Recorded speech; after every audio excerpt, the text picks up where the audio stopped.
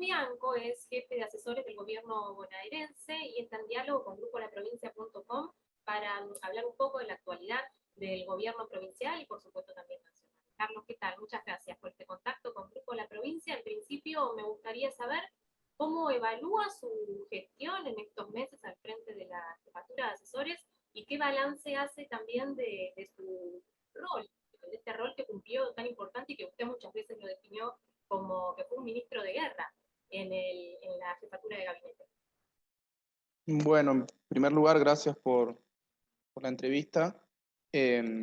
Respecto de tu primera pregunta, tu primera consulta, me parece muy pronto como para evaluar mi rol como jefe de asesores del gobernador. Pero más allá de eso, se trata en mis funciones puntuales como jefe de asesores, con el equipo de asesores que venimos trabajando hace un tiempo.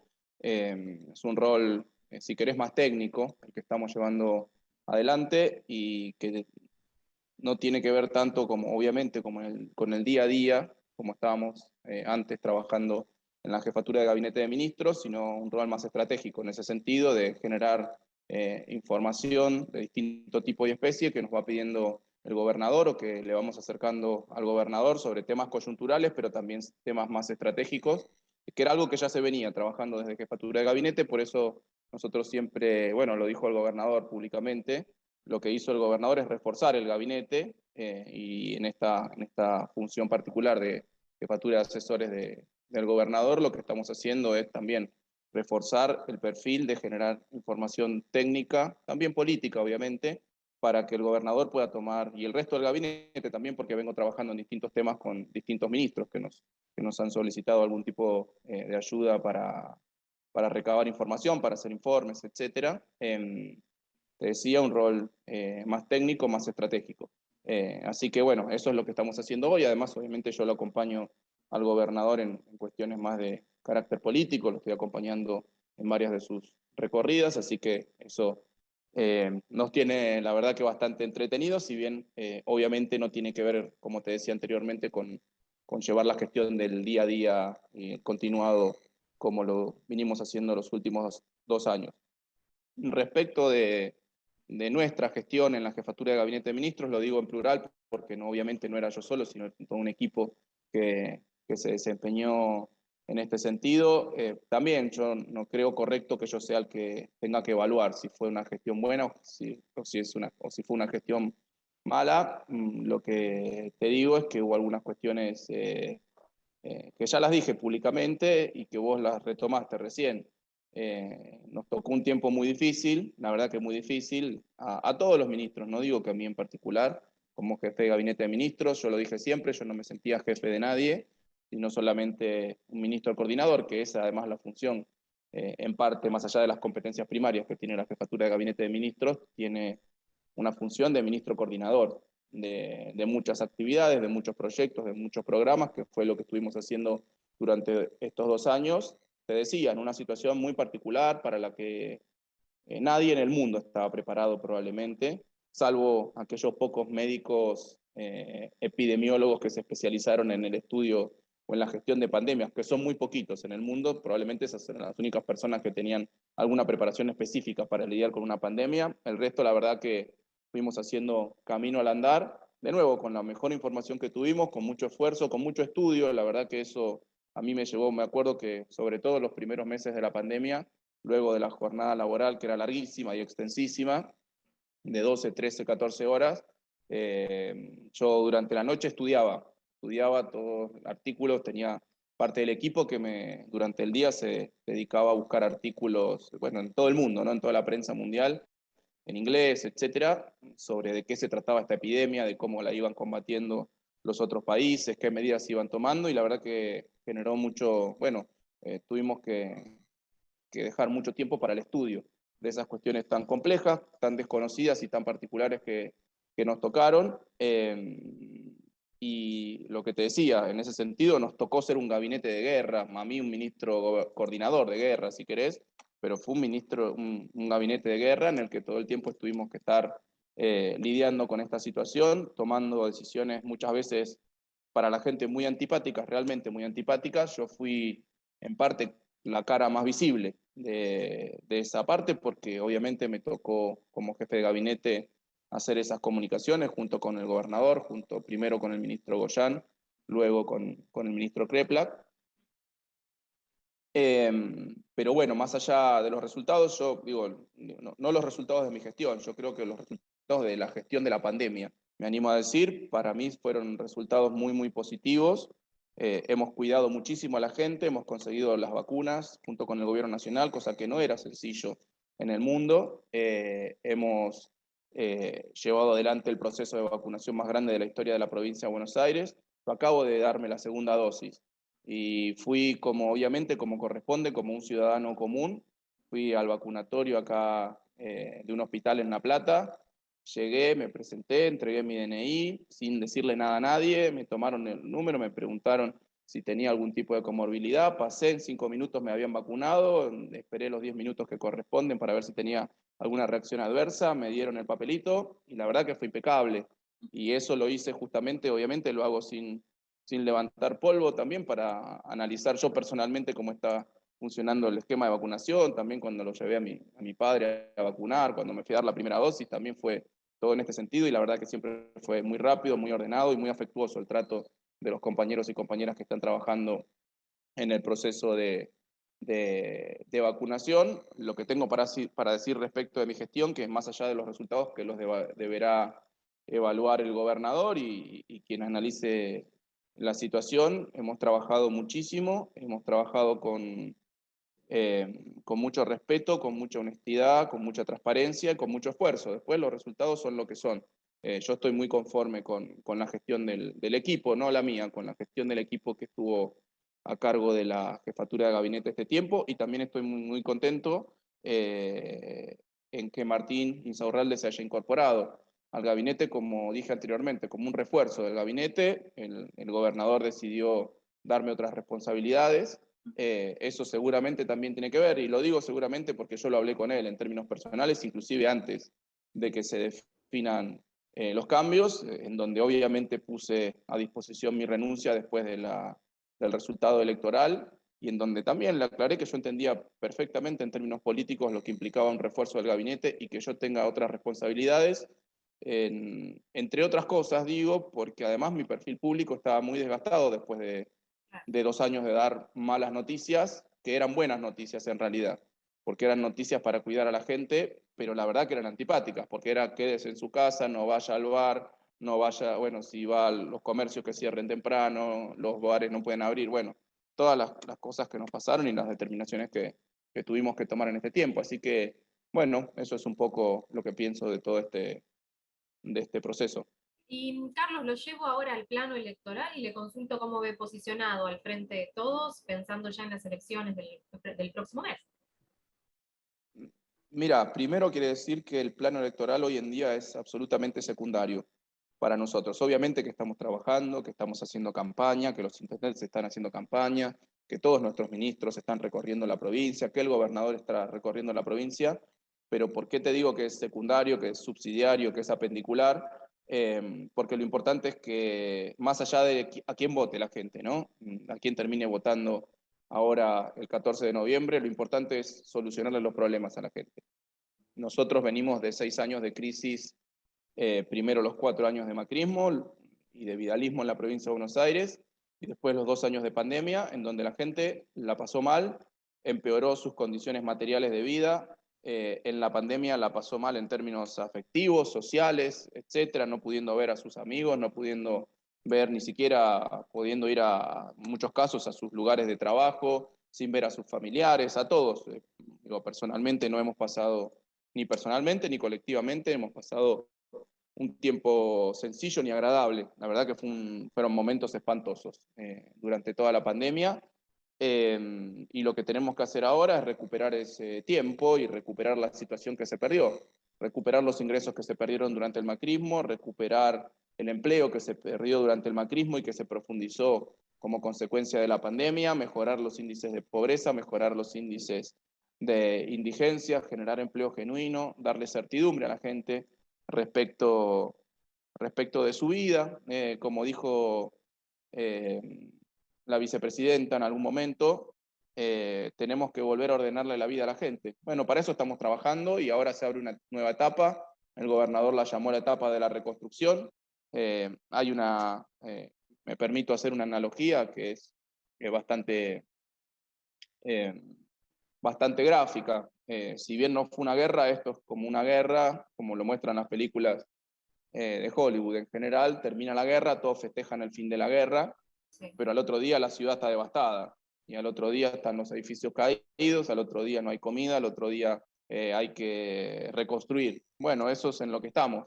Me parece que ahora, una vez que se ha, en parte, por lo menos, solucionado bastante el tema de la pandemia, con mucho menos casos, muchísimos menos casos, un 5%, menos de un 5% de lo que hemos tenido en el pico de la segunda ola, ahora ya con esa situación más holgada en términos de contagios, en términos de internaciones, en términos de fallecimientos, nos estamos dedicando fundamentalmente a la reconstrucción. Eso significa políticas de crecimiento, políticas de distribución del ingreso, políticas de empleo, políticas de fortalecimiento del aparato productivo. Eso lo está haciendo el gobierno nacional, eso lo está haciendo el gobierno provincial y eso lo están haciendo los 135 intendentes de la provincia de Buenos Aires. Me parece que ahora esa es la nueva urgencia que tuvimos. Tuvimos una urgencia, una emergencia, que fue la pandemia, ahora tenemos una urgencia y una emergencia que es el crecimiento y la generación de empleo. Carlos, en este sentido y con respecto a las medidas que se tomaron luego de las elecciones, ¿qué opina del control de precios al que se han sumado varios intendentes, sobre todo el conurbano? Mira, una medida, me animo a decir, extraordinaria, transitoria, temporal, pero absolutamente necesaria. Sobre todo por una circunstancia muy extraña que se da como resultado de la pandemia y del fin de la pandemia. Esta es una crisis, la que hemos tenido por la pandemia es una crisis muy particular. En general, las crisis capitalistas y precapitalistas también se suelen definir como, bueno, antes del capitalismo en general lo que tenía el mundo eran crisis de oferta. Es decir, por ejemplo, lo más visible era, en muchos casos, no se producían los suficientes alimentos como para dar de comer a la población. Esas son las típicas crisis precapitalistas, se llaman crisis de oferta. Lo digo en los alimentos, pero puede haber crisis de oferta en distintos sectores. Las crisis típicas del capitalismo son crisis de demanda. Tenés los productos, pero la gente no tiene la capacidad adquisitiva para comprar los productos. Bueno, la pandemia es una mezcla de las dos cosas, o una suma de las dos cosas. Fue crisis de oferta porque tuvimos que, por medidas precautorias, tuvimos que hacer cerrar o limitar muchas actividades, es decir, que hubo una menor oferta de productos, pero también como consecuencia de lo que venía sucediendo, de la caída de los ingresos, etcétera, durante el macrismo, pero también de las medidas que se tomaron en la pandemia, tuvimos también una crisis de demanda. Es decir, un mundo que nadie conocía. Se mezcló lo peor del precapitalismo con lo peor del capitalismo. Crisis de oferta con crisis de demanda. Eso durante la pandemia. Cuando empezamos a salir de la pandemia, empieza a haber un pequeño boom de consumo y de demanda, porque hubo sectores importantes, muy importantes de la población. En Argentina, los sectores de ingresos fijos y de ingresos relativamente medios a altos, que generaron una masa de ahorro muy importante. Realmente, la gente que tenía ingresos fijos o que pudo mantener los ingresos, o aquellos sectores a los que le fue bien durante la pandemia, porque hubo sectores a los que le fue realmente bien durante la pandemia, particularmente el sector de producción de alimentos. Fueron muchas de las grandes empresas de alimentos de Argentina, en la prepandemia tenían pérdidas operativas. Durante la pandemia empezaron a tener ganancias extraordinarias, porque a lo que sí dedicó la gente que podía y que tenía plata es a comprar alimentos. Entonces tuvieron una rentabilidad extraordinaria, muchas de las empresas grandes productoras de alimentos. Entonces, se sumó el incremento en el consumo de aquellos segmentos de la población que habían podido ahorrar o que tienen ingresos suficientes, un aumento de la demanda con unas restricciones de oferta y con algunas, digamos, algunas definiciones especulativas que tuvieron algunas empresas, que fue trasladar a precios todo ese shock de consumo y todo ese shock de demanda que se está generando a partir del final de la pandemia o del control relativo de la pandemia. Bueno, eso es lo que estamos tratando de evitar que suceda, que el aumento del consumo, que el aumento de la demanda se traslade pura y exclusivamente a precios, cuando lo que nosotros necesitamos es que se traslade a cantidades, es decir, que aumente la oferta de productos. Ante la mayor demanda necesitamos que las empresas produzcan más, no que suban los precios. Bueno, de eso se trata este control temporario, de este control transitorio, de este congelamiento temporal y transitorio de los precios. Que esos precios relativos no sean tan dispersos, que no se disparen los precios de los alimentos, entre otras cosas, sino que tratar de estabilizarlos, y obviamente esto por detrás tendrá y tiene un programa macroeconómico, que eso es una responsabilidad del gobierno nacional, no es una responsabilidad del gobierno provincial. Lo que sí nosotros estamos haciendo es aportar ante esta medida extraordinaria, temporal, transitoria, pero extremadamente necesaria, es aportar desde el control de precios, desde el control del congelamiento de precios, desde la provincia, desde nuestro Ministerio de Producción y desde los 135, o por lo menos aquellos distritos que hayan aceptado participar del control del congelamiento de precios. Lamentablemente la oposición, a pesar de haber sido convocada a varias reuniones, no han aparecido por acá.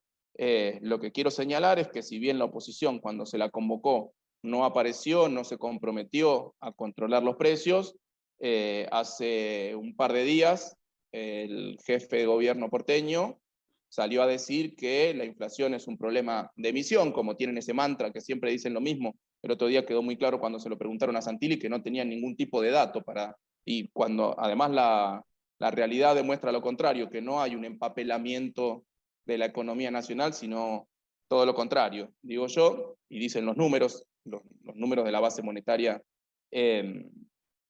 nacional, se ve que le llegaron los focus group a Larreta, en donde la gente valoraba positivamente que el gobierno de la provincia, que el gobierno nacional haya llevado adelante este congelamiento de precios, y salió a hablar de que hay que controlar a los monopolios. Bueno, no se puede gobernar así. Es como, no se puede gobernar así, mirando focus group y diciendo un día una cosa y diciendo al otro día una cosa distinta. Nosotros somos más consistentes. Uno podrá estar o no estar de acuerdo con la medida, pero la verdad que es la medida que nosotros, a partir de un diagnóstico muy claro que tenemos, que es el que acabo de decir, de esta distorsión de precios que se generó como en la salida de la pandemia por el aumento del consumo, por las restricciones de oferta que hay en algunos casos y por actitudes especulativas de algunas empresas muy concentradas en el otro, tenemos que tomar esta medida transitoria para estabilizar el nivel de precios, sobre todo el nivel de precios de los alimentos. Carlos, lo llevo, ya que habla de la oposición, a lo que sucedió ayer en Dolores con la presentación de Macri ante la justicia y esta movilización que se dio tanto de militantes como parte del arco político macrista. ¿Qué opinión le merecen? Mira, varias cosas. En primer lugar, lamento que el expresidente Macri no se haya presentado en tiempo y forma cuando fue solicitado por la provincia, por la justicia, que fueron 2 veces, que fue convocado, que no se hizo presente en la justicia. Para esta tercera vez intentó montar un show político, tratando de mostrar que había persecución hacia su persona, etcétera. La verdad que los argumentos por los cuales se lo está indagando son argumentos absolutamente válidos, hay evidencia múltiple, obviamente yo no soy quien ni para juzgar, ni para decir si está bien o está mal, si hay que condenarlo o no hay que condenarlo, pero hay una evidencia cierta y hay una evidencia firme de que efectivamente se ha estado espiando a, a personas que además estaban viviendo una tragedia, no solo el doble perjuicio, digo yo, no solo que eran familiares de víctimas de una situación que todavía tiene que ser investigada, porque todavía la verdad que no sabemos qué pasó con el Arra San Juan, pero no solo eso, sino que tuvieron que soportar además que los estén espiando durante el transcurrir de esa tragedia, durante el duelo que estaban haciendo todas esas familias. Me parece directamente perverso lo que se ha hecho con esas familias. Usted me dirá, bueno, pero quizá Macri no lo sabía, como se ha intentado establecer. Bueno, no importa, era su responsabilidad. La AFI depende directamente de él. Quienes estaban en la AFI eran 2 personas de su extrema y absoluta confianza, como Gustavo Arribas y como Magdalani. Bueno, lo tiene que explicar en la justicia. La verdad que lo tiene que explicar en la justicia. También echaron a correr la versión de que iba a haber una movilización masiva hacia Dolores. La verdad que era un puñado de militantes y de empleados directos de Macri, en muchos casos, y de dirigentes. No vi una movilización, no vi que el pueblo argentino se movilice supuestamente en defensa de la persecución que se está haciendo del presidente Macri, que no es tal, pero tampoco lo han considerado así, inclusive muchos miembros de su coalición política, porque el radicalismo salió a decir que tiene que ir a declarar como cualquier ciudadano, que es lo que corresponde, y es lo que corresponde.